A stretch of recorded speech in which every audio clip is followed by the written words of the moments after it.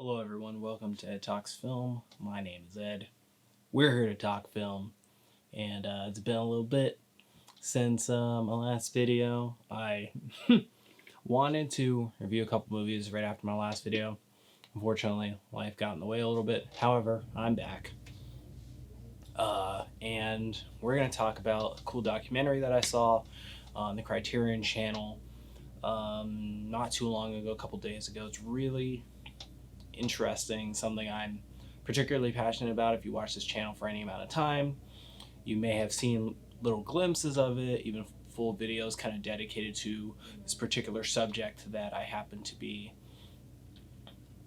extremely fascinated in, or at least study, and that is war. War has always been a very interesting part of, I don't know, just growing up. Weirdly, I didn't grow up in a war-torn country, but when I was, a toddler, the war in Iraq was happening. The war in Afghanistan had already been starting by the time I was like 3 years old. So it's something that I've grown up with, like many people my age. War has kind of been just a constant background thing going on.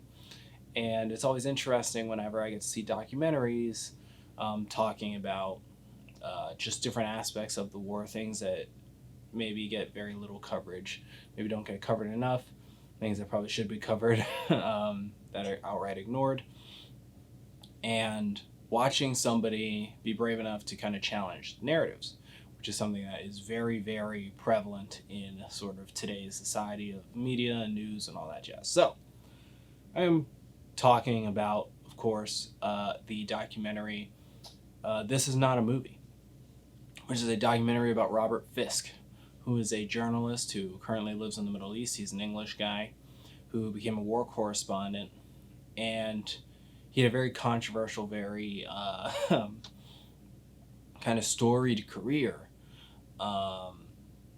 And he's a very interesting figure, and this documentary really does a good job at kind of giving you the ins and outs of his career, how it happened, what his philosophy is on why he does what he does, and then actually getting to watch him do what he does. Robert Fisk, he started out doing, I think, with like chronicling like some of the troubles in Ireland, and he kind of went from there, and he built a reputation very early on for kind of being, willing to not kind of buy in on propaganda on either side and sort of just report what he saw. And eventually ended up in the Middle East. He saw sort of the that massacre that happened, that Israeli massacre that happened in Lebanon. That there was another great movie about called Waltz of Bashir. Highly recommend watching it. And that kind of like kick-started this kind of like deep dive into the Middle East for him, and just really, really digging in, and ended up living there and covering several different conflicts there. And he wrote for The Independent and stuff like that. But what's interesting is just watching a documentary about this very controversial figure and seeing his philosophies on what he's doing and how he feels about what he's doing. Because, there's tons of controversial people in media nowadays. It's like every other day there's somebody who's now become controversial. And sometimes it's for very stupid reasons. Sometimes it's for reasons that are a lot more noble. Sometimes it's for very, very bad reasons. We've seen a lot of that recently. And watching someone like Robert Fisk, like an actual journalist, kind of become controversial in the mainstream for basically just reporting what he sees is kind of an interesting dynamic. I think it says a lot kind of about how scary like the idea of like truth is in a way. And anybody who's read any dystopian literature like 1984 and things like that, like we're not necessarily what would you say, not necessarily super surprised that things have gone the way they've gone and that we're seeing what we're seeing, because it all kind of makes sense when you talk about kind of the politics of populist control. And that's not me trying to make a statement about anything in particular. I'm just saying, like, when you do see things like that happening, you do people who have already been exposed to literature and like kind of the great stories about that kind of already know like where that comes from. And anybody who studies history also has a good reference point for where that comes from as well. And this is just a cool documentary, and it really, this guy is super fascinating. Just hearing how he talks about how he prioritizes reporting from the victim's point of view, reporting from the point of view of those who are being oppressed, reporting not in any way that kind of runs interference or can be seen as sign as kind of like a giving in to the side that has perpetrated some of these crimes in some of these cases, and in fact just saying, you know what, something happened to these people. It's important that we talk to these people more than it is that we talk to anybody else. And that is fascinating, and that's something that I feel like doesn't really get done enough. And when it is done, it's sort of performative, and it's made to like fit a narrative, like I've said.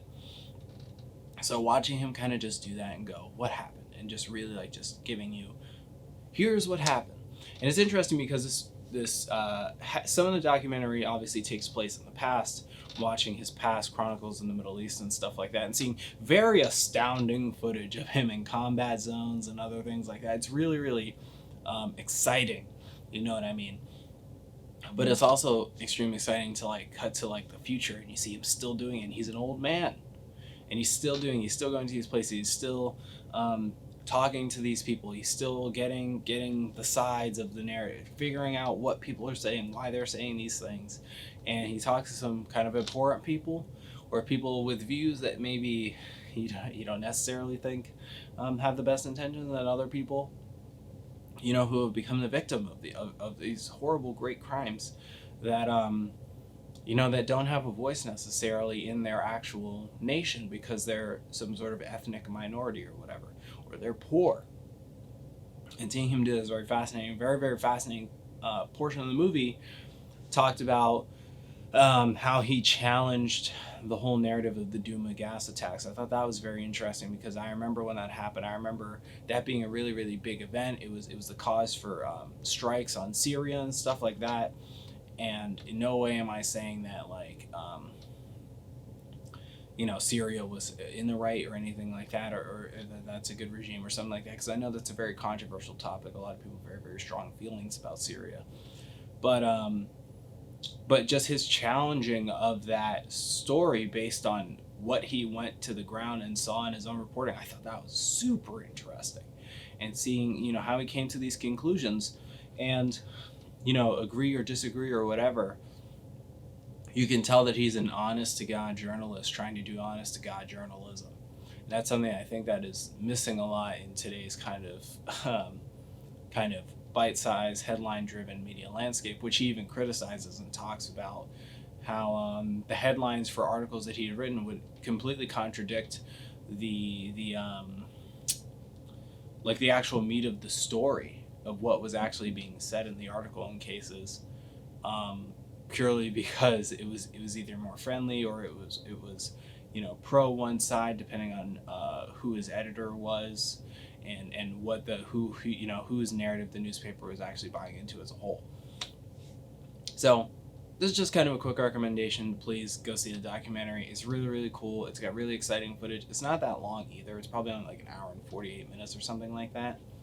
And it's got a lot of super interesting things to say, I'd say. So please go see it. This is not a movie. A super positive review. Probably one of the best documentaries I've seen in a while at this point, because you don't really get to see a lot of documentaries about these particular subjects. So yeah, thank you very much, and I'll see you guys next time. Adios.